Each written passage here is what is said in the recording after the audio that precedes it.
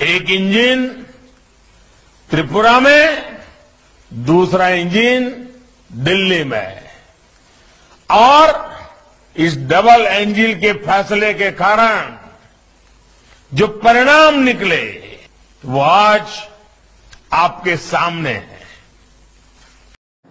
देखो बंधु देखो, সোনার ত্রিপুরা হীরার দেশ আর ব্যাঙ্গে মুতলে আসাম আগরতলা রাস্তা শেষ। ये परिवर्तन क्या होता है, ये पड़ोस में त्रिपुरा में हम अनुभव कर रहे हैं। त्रिपुरा के लोगों ने लेप को हटाकर भाजपा पर भरोसा किया। आज देखिए, विकास की योजनाओं को तेजी से जमीन पर लागू करने में त्रिपुरा बेहतरीन काम कर रहा है। आज का तो गाड़ी अटका है ना, आज का तो 100 किलोमीटर स्पीडे चले जाए, ताकि परिवर्तन बोले। गड्ढा गर्त भरार मानसिकता থাকতে হয় এই সরকারের তার হয়েছে, আর গর্ত যে বড় গেছে রাস্তাতে ঠিক হয়ে গেছে। আজকে তো গাড়ি আটকায় না, আজকে তো 100 কিলোমিটার স্পিডে চলে যায়,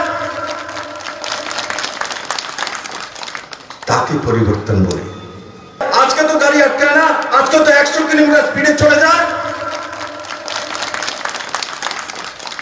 তাকে পরিবর্তন বলে।